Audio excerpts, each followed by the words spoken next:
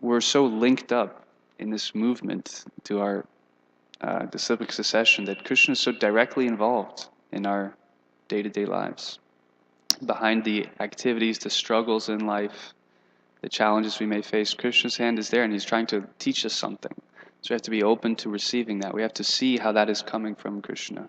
If we see things separate, if we don't make that connection, we don't make that link, then we miss the purpose of that event in our life.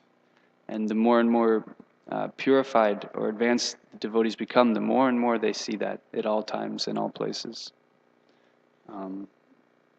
So this is the next step of seeing that actually karma is given by the Supreme Lord.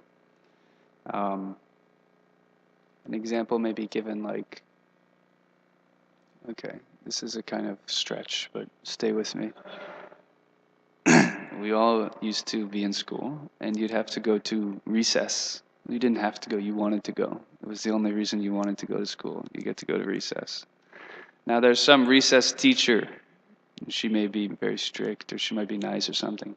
But you also have your real teacher. So the recess teacher, she's telling you, okay, you can play here, you can't play there. But the teacher, she's just in her room, but she's looking out the window. She's watching everything, making sure everything. And she sees how you're playing, how you're being treated. If you do something wrong, and Sundays, the recess teacher is going to come and say, you can't do that. At any moment, she's right there. And if she sees something, oh, no, actually, he's okay. He doesn't need to be. He's okay to play there. Then immediately that oversees the intermediate. It's like that. Behind the material nature, the verse of Prakriti, in 9:10, Maya Dyakshena Prakriti Suyute Satrashram, the material nature, all the situations that are happening to us, Krishna is conscious of that. He's omniscient, he's all-knowing. So he knows everything that's going on. He's sanctioning it, whether, yeah, that's okay, or no, that's not okay. We recently had a Prabhupada class on a Sunday, and Daita played one lecture. And it was really getting into this point, how we need to understand that Krishna is behind all of these activities of material nature, everything that's going on.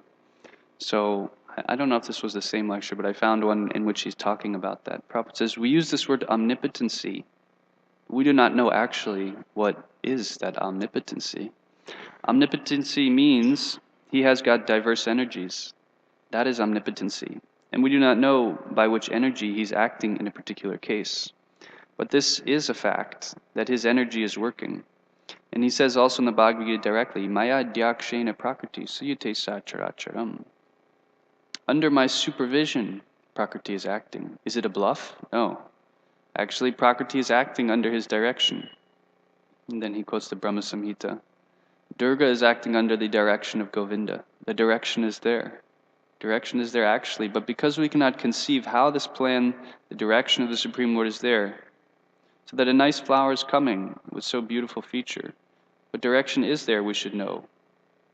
Ordinarily, we say sometimes that not a blade of grass moves without the direction of the Supreme Personality of Godhead.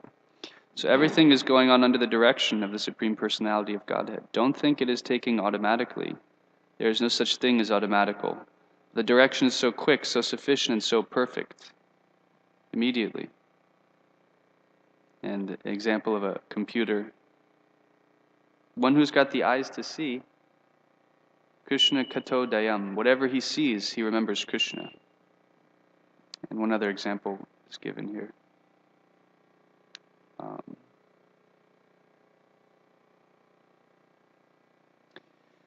Just imagine how expert the supervision. The waves of the sea are going on perpetually, but the waves cannot come beyond the limit. We have walked on the sea beach. So just a 3 feet, the big ocean, Pacific Ocean, but we are certain that this Pacific Ocean cannot come beyond this limit. We are certain. Are we certain? Because there is order of Krishna, Maya Dyakshena, because we know that there is God's order. The Pacific Ocean may be very, very big, but still, he cannot disobey the order of the Supreme. This is understanding of Krishna. Krishna consciousness means you have to study everything, how things are going on. And this is stated. You simply have to think. Yes. You have to confirm by your brain. If you have got dull brain, then how you can study? Krishna says in Bhagavad Gita, Maya Dyakshena Prakriti Suyate Sacharacharam. The material nature is working under his direction. And you can verify it, how nature is working correctly, exactly. Unless there is some systematic order, how everything is working systematically. So all of the events in the world, it's maybe hard to fathom or realize that, but everything's actually being sanctioned by Krishna. Nothing happens without Krishna's permission and sanction. And so in our own lives also, we shouldn't think anything different. We shouldn't think, oh, this was a mistake. Krishna stepped away from his office, and this calamity came into my life. And so what this does is allows the devotee to take deeper levels of shelter of Krishna, like we see in Chitraketu here. And the point of omnipotency, that Krishna's diverse energies are actually maintaining anything. With a devotee, he doesn't distinguish between the energy and the energetic. On a higher platform, everything is Krishna. Everything is Krishna's energy. So he just goes directly to Krishna. He doesn't deal with the intermediaries. So that's one point we may pick up later, but we are supposed to cover a few more texts. So we'll continue hearing Chitraketu's state of mind. Text 19. Naivatmana paraschapi kartasyat shukadukayo kartaram manyate tragya atmanam param evacha. In this material world, neither the living entity himself nor others, friends and enemies, are the cause of material happiness and distress. But because of gross ignorance, the living entity thinks that he and others are the cause. Purport: in this verse, Agya is very significant. In the material world, all living entities are Agya, ignorant in different degrees. This ignorance continues very strongly in the mode of ignorance presented by material nature. One must therefore promote himself to the stage of goodness through his character and behavior, and then gradually come to the transcendental platform, or Adhoksaja platform, in which he realizes both his position and the position of others. Everything is done under the superintendence of the Supreme Personality of Godhead. The process by which the results of action are ordained is called niyatam, always working. So again, understanding it's not the living entity himself nor others that are the cause of material happiness and distress. But out of ignorance, one thinks that. And this ignorance has to be transcended. And when that happens, one realizes both his position and the position of others. In other words, he understands the soul and the body, the difference. That the soul is transcendental. It's the body's the material energy that's causing these different things. So he's not finding one other soul accountable. He sees that the soul is transcendental. It's part and parcel of Krishna. Ultimately, it's the material nature that's giving the reactions, like similar to the first text here.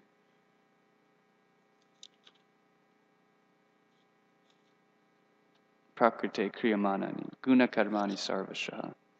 So, because we're identifying others as their bodies, then we're taking issue with them in their behavior and their activities. That type of ignorance in which we try to hold the jiva accountable for activities of the modes of nature, it causes it's an offense. This is why Krishna explains in Bhagavad Gita, you have to understand the field and the knower of the field in order to get free from the modes of nature. You get free from the modes of nature by carefully understanding them and hearing about them from a realized soul. So as long as we are still identifying the soul with the body, then when some activity they perform is unsuitable to us, we criticize them or we blame them. But it's not them, it's the modes of nature that are acting upon the soul.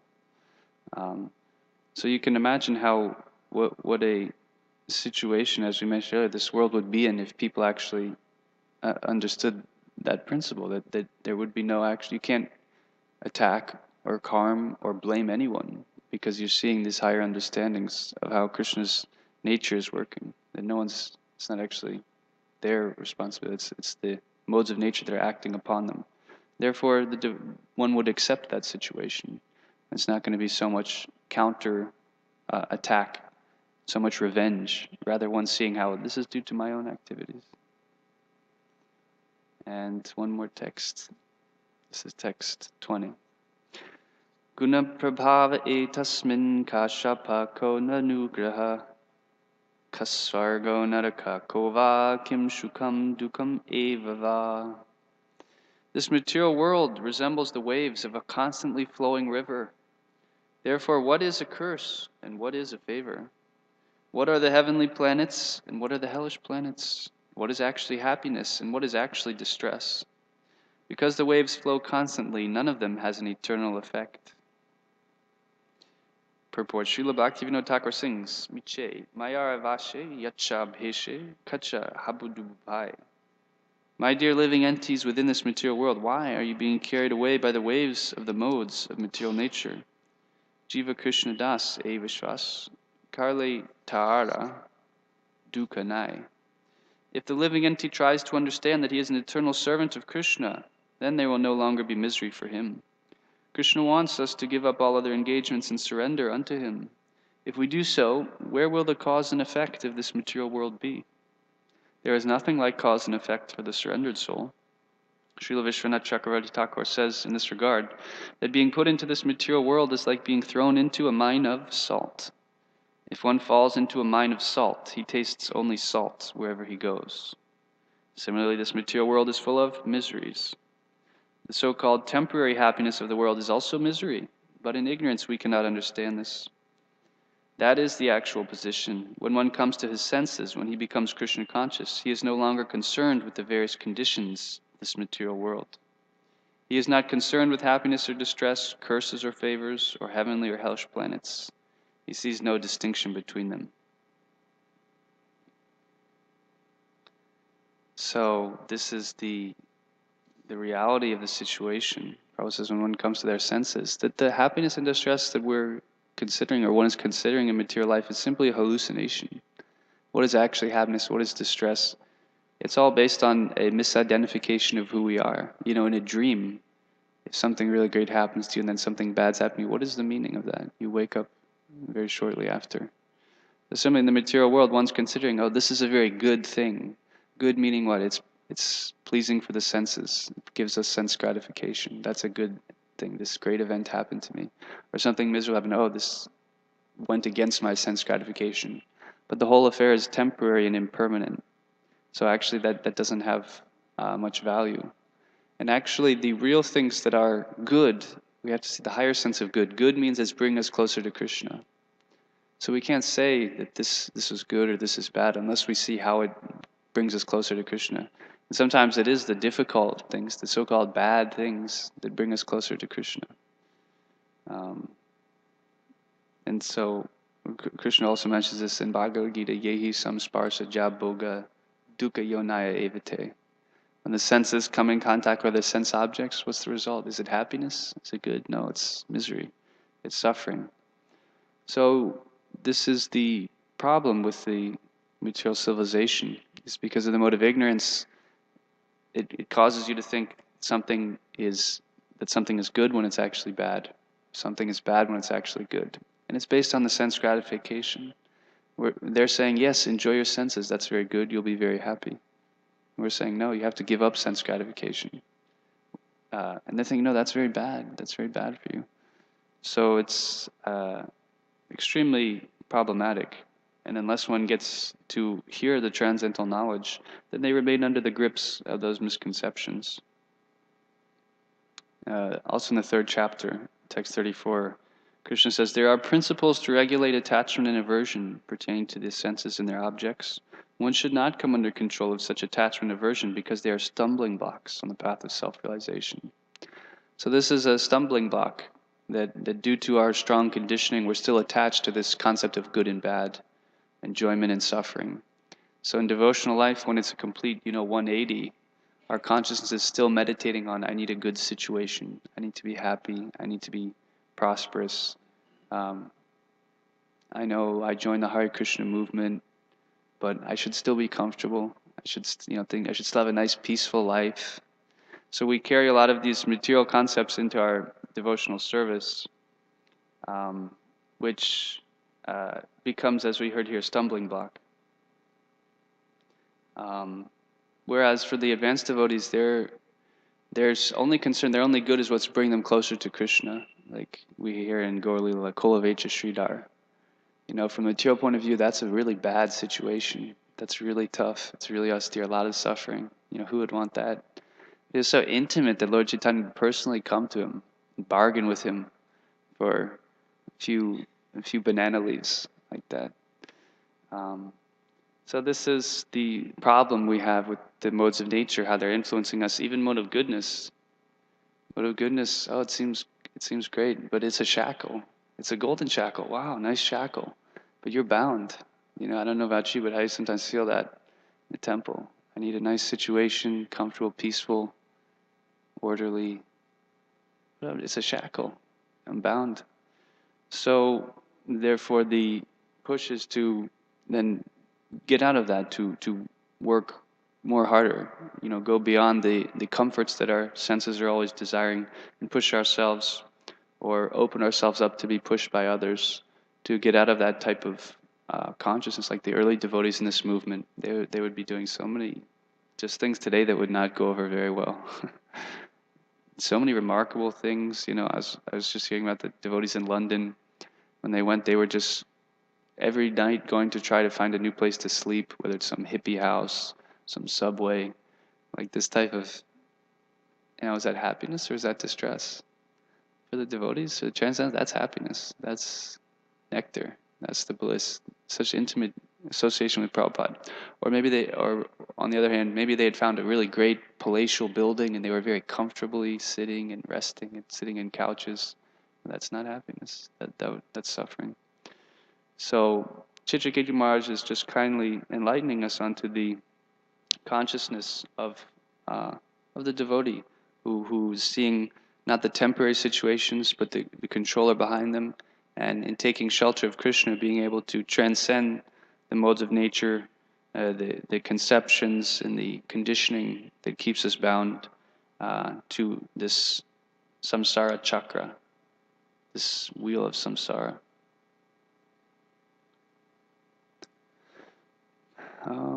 Maybe we'll see if there's a few questions. If not, we can continue. Yes, please. Thank you very much, Prabhu. Hare Krishna. In the last statement that you made about devotees in London, Okay. If I heard you right, you said if they were sitting on couches, that would be suffering. In one sense. How would that be suffering?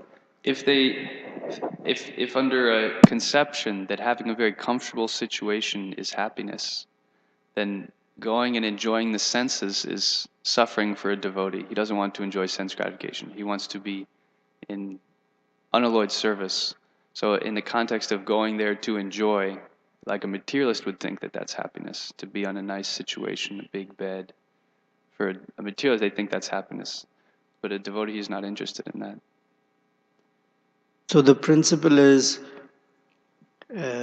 suffering is when one forgets Krishna, and happiness means when one is remembering Krishna, regardless of the external circumstances. Because it's not necessary that one who sits on a couch is necessarily suffering. Right. It's whether one remembers Krishna or not. Right. So yeah. That's what you were saying? That's what I was saying. Okay, Yeah. Thank you for clarifying the language. Thank you. I just think it is interesting, especially for persons in like a more renounced position within society.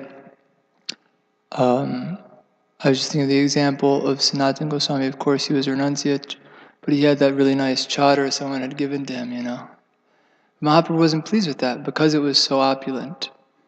Of course, there are other examples of devotees who were able to engage opulence in the Lord's service. Generally, they were in the householder life, But yeah, Mahaprabhu wasn't pleased with devotees kind of being overly comfortable. Luxuriant. Even if they are, it is for service. They don't like to experience sense gratification. For the devotees, they don't like to have to gratify their senses more than required. In some situations, may be required for your service, but the sense gratification is like water, and Krishna consciousness is like a fire. So the more, for one who's not advanced, on the highest platform, yes, one can do all those things, but as we're trying to cultivate, Prabhupada says they go ill together, sense gratification, devotional life. Thank you, Prabhu.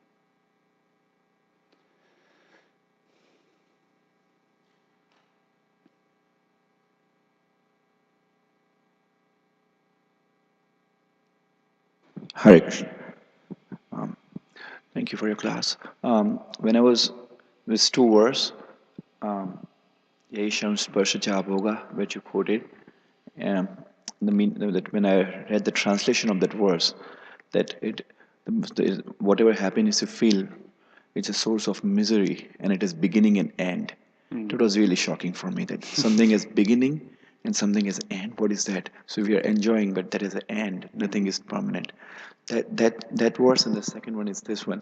Guna prava etasmin. When I was reading the translation, it's like waves of constantly flowing river, and they are not permanent. So nothing. What is the last line? It's not a permanent. No. The last line of the translation. Because the waves flow constantly, none of them has an eternal effect. Eternal effect. So we are trying to enjoy in something which is not eternal at all. That's gave me an extreme shock. Yeah, this is. I mean, like when you see people in the airport, the consciousness is just focused on the temporary. The consideration of this is temporary doesn't even occur to the mind. It's so absorbed in that activity that you tell them, do you know, in so many years, people don't even think about death. And people live their whole life, they don't even think about death. They don't even think that they're going to die. Or to speak of have karmic reactions or future lives, multiple lives. So a lack of thoughtfulness, this is rampant in Kali Yuga. And because of that, people are doing so many things that ordinarily any sane person would not do. They'd consider what's the reaction. So yeah, this is the consciousness that is lacking in the world. Yeah. Thank you.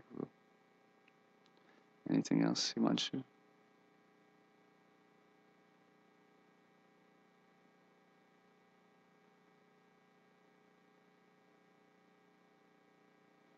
To hear your thoughts on this point about we are not pure, but we like the idea of pure devotional service. So we're moving in that direction. And so as we move in that direction, there'll be certain things, as you were explaining, certain attachments to material comforts. These things will have to be sacrificed. I was thinking one thing that may be particularly difficult to sacrifice is our conceptions, especially if we've been around for a couple of years, we've read Prabhupada's books, we think we understand certain conceptions. Could you speak a little bit about, but there might be a need sometimes of even our conceptions to evolve. Just I'm thinking of Ramananda Rai, the pastime where, who saw him doing some service in the forest to the Devi Dasis. So there was a need for his conceptions to evolve after witnessing that. And so thankfully for him, Mahaprabhu was there to change his mind. But could you speak a little about that?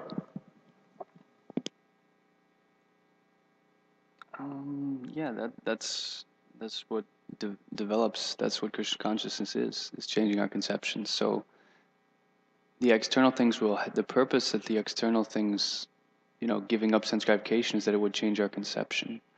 The more you give up sense gratification, the Prabhupada says the more powerful one becomes, and the more spiritual strength by which one can develop higher and higher devotional desires for service.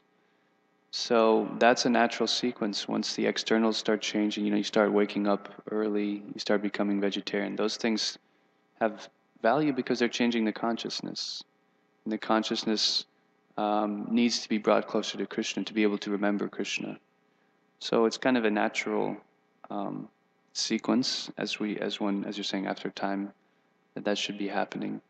And also, one has to be introspective to see that is happening, that I'm not maintaining misconceptions. To maintain material attachments, right? That's an offense against the holy name. So, yeah, to be introspective, to monitor, am I still operating on a lot of the same conceptions I had when I first came? And and those misconceptions will come out. We'll have blockages or obstacles in our devotional life. That's an indicator that there's some serious or still some misconceptions there. But the process is the same. You just keep engaging Krishna consciousness, keep hearing. Eventually those misconceptions will become rectified. If one is very sincere and taking up the process.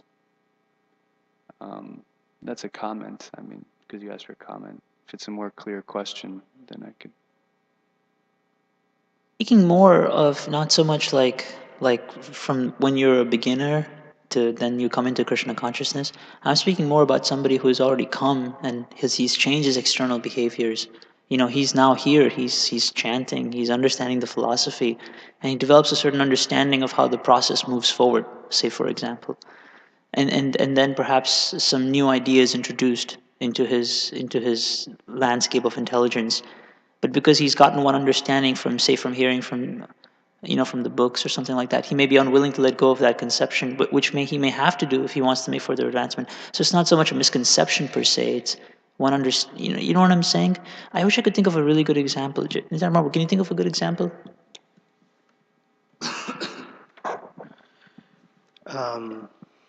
A good example perhaps is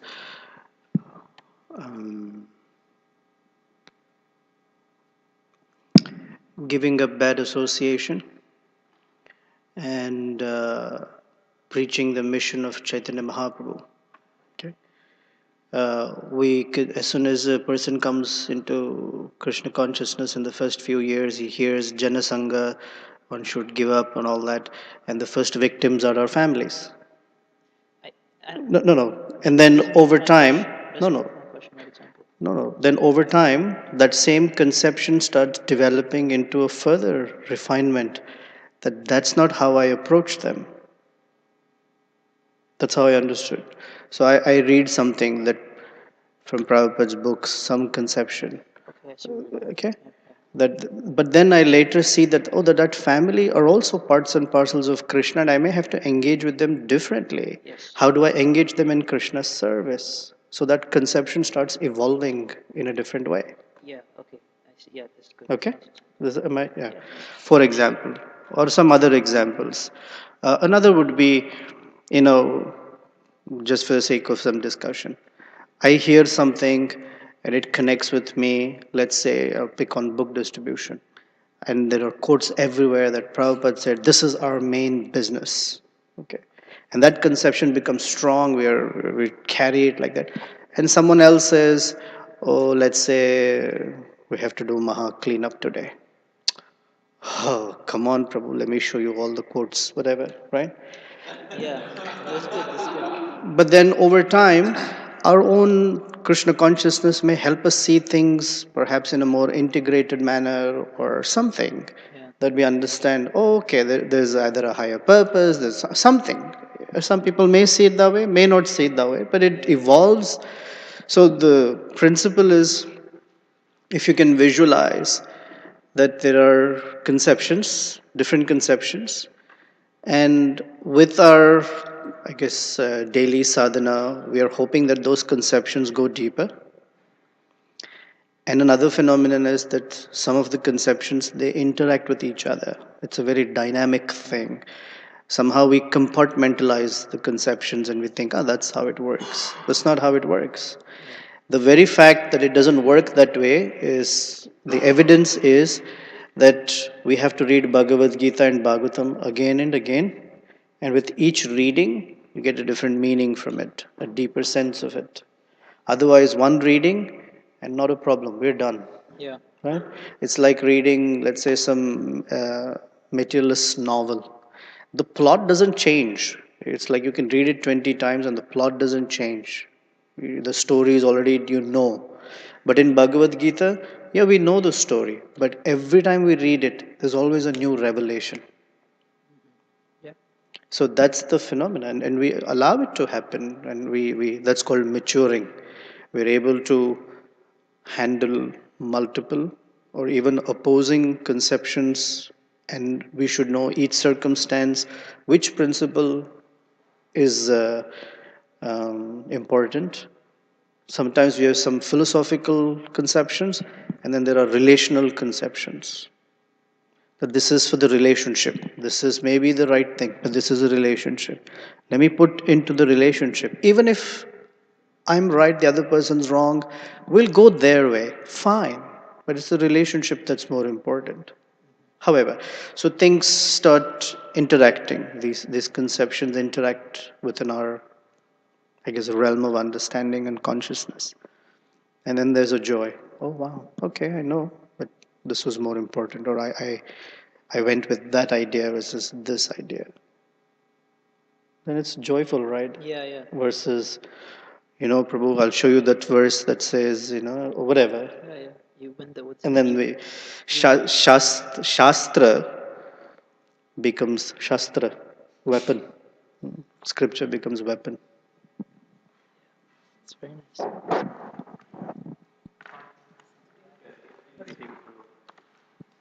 Yeah, like you said, I think if we stick, was waiting.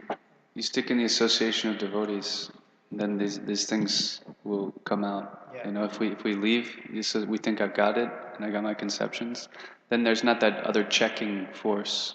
You just stay in the fire, and the impurities will get cleared up, burnt up. Okay.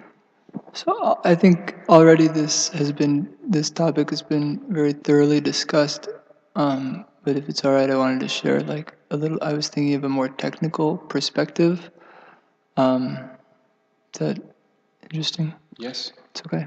So I was just thinking how the foundation of our material conception is our basically it's pride, like the sense I'm the Lord, the controller, and the enjoyer.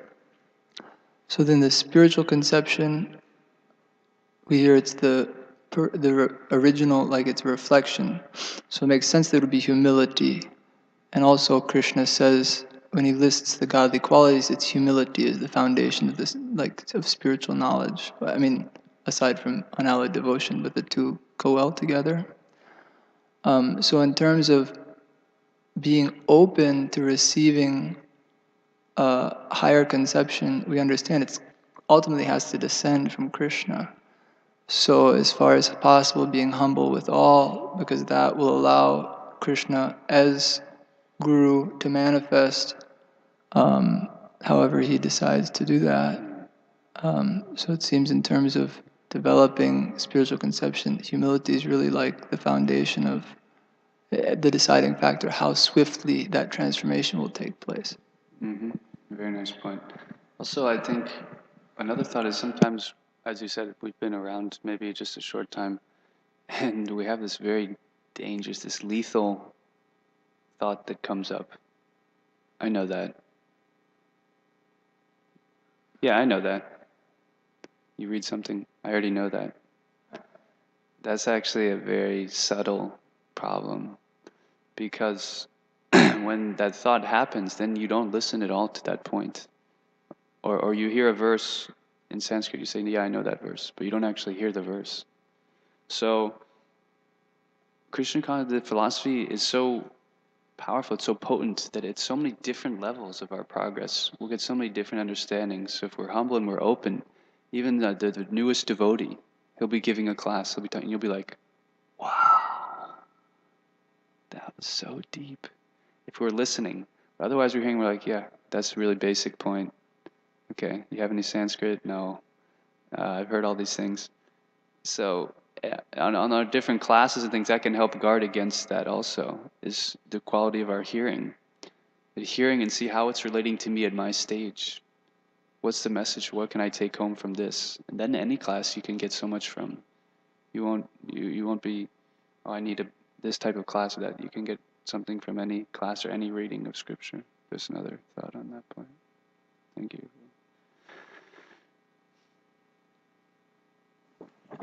Adding to Luke Prabhu, I was hearing from Jai Jagannath Prabhu before 2 days. I was saying that our impression of the past are so strong, the impressions coming from the past. So we have our own conception of hearing. So then the question comes, when we progress in Krishna consciousness, when we try to be more internalized, we're trying to develop that internal substance, let's say, does that impression fades away, or it remains same that I know that, I know that, I know that? That's the purification process. I mean, like we were saying, the more we contact the proper conceptions and the holy name and devotee association, the more we go deeper into those aspects of devotional service, then the misconceptions, they start getting cleared up. It's like the iron in the fire. So we have all the misconceptions. What are you going to do with them? You just stick them in the fire, and they'll get purified if you stay with it. And then devotees, you live in association with devotees, they'll be able to point out or indicate you might have, this behavior, this activity is not in line with the fire. There's some discrepancy here, and that'll point to our misconceptions. So the purification process is there, chanting all these things, doing service, serving the spiritual master, and that's the means by which misconceptions get relieved.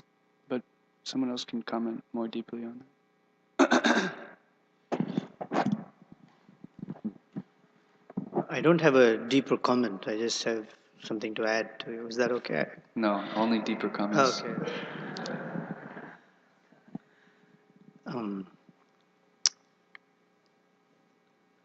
Think of it this way, that in that verse which you were quoting yesterday, 434, Pranipat, without Pranipat, existing conceptions will not leave. The word Pranipata means putting ourselves in a lower position than from whom we are hearing. When we are in a lower position, lower means accepting position, because equals and then higher is different. In higher we give. So Pranipat is to submit. And only when we are in Pranipat mode can we receive another conception. Pariprashna lets you hold that new conception. And Seva brings it to the heart. So you realize that conception. So without Pranipata, old conceptions don't go. Therefore, Krishna uses all these three, which you spoke on it yesterday. So that Pranipat is very, very essential. From whom we are hearing, if are we receiving it in a submissive mode. You see, wherever there's no submission, doesn't matter if that person is even speaking wonderful knowledge. We'll be like first chapter Arjuna. It's always nice to hear about others' lives. Our own life is a little difficult to look at. Arjuna, oh boy, he just could not take it until Shishyasteham, and then things move from there on. He quotes Dharma Shastra, he gives wonderful reasons. He's actually not at all taking. And interestingly, his conceptions are technically speaking right. He's not saying anything wrong. But he's not seeing the principal conception of service to Krishna. That's missing. So when we get internalized more and more, the conception should change depending upon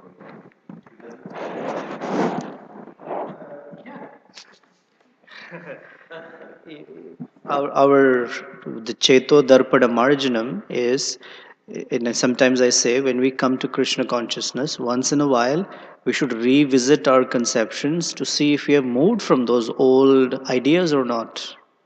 If we have not, okay, then there is some work to do. Some old conceptions stay. They stay for a very long time. Conceptions for such as, what is the source of happiness? Theoretically, we'll say, but when it comes to, well, as they say in English, when the rubber hits the road, that's when our real conceptions take over as to where is that happiness. So we continue, Cheto Darpana, Marajana, layer by layer. depending upon propensity, the conception. How we are. What do you mean propensity?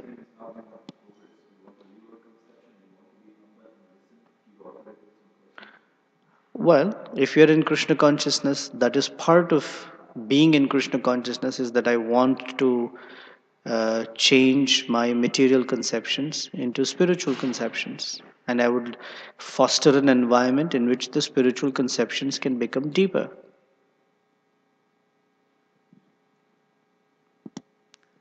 Yeah, thank you very much. I was thinking how you made that nice point. That the tendency to give our association to those who are lower, the equals, and even the superiors. And if we're maintaining that type of subtle consciousness, even we can be hearing from some great soul. But I have a comment like that. So it's really taking the opposite position, that I can learn from the more juniors, the friends, what to speak of the seniors. Thank you for sharing that point.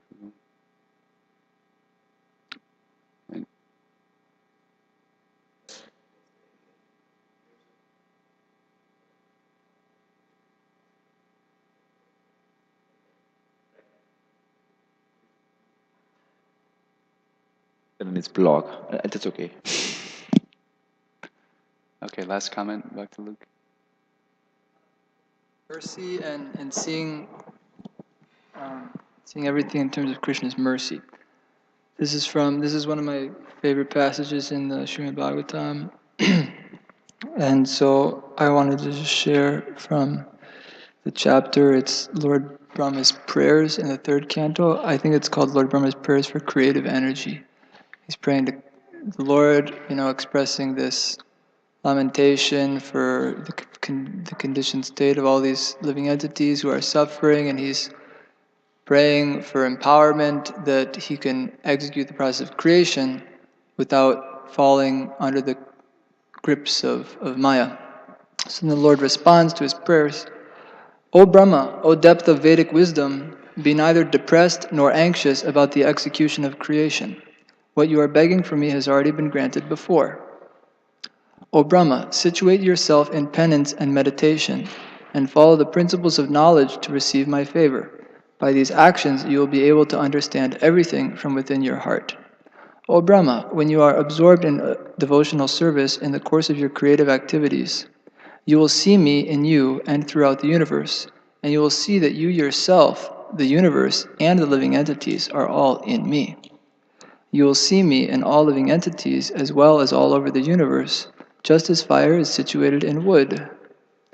Only in that state of transcendental vision will you be able to be free from all kinds of illusion. When you are free from the conception of gross and subtle bodies, and when your senses are free from all influences of the modes of material nature, you will realize your pure form in my association. At that time, you will be situated in pure consciousness. Since you have desired to increase the population innumerably and expand your varieties of service, you shall never be deprived in this matter, because my causeless mercy upon you will always increase for all time.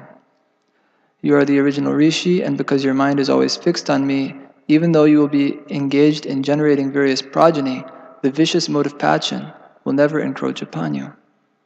Just 3 more. Although I am not easily knowable by the conditioned soul, you have known me today because you know that my personality is not constituted of anything material, and specifically not of the 5 gross and 3 subtle elements. When you were contemplating whether there was a source to the stem of the lotus of your birth, and you even entered into that stem, you could not trace out anything.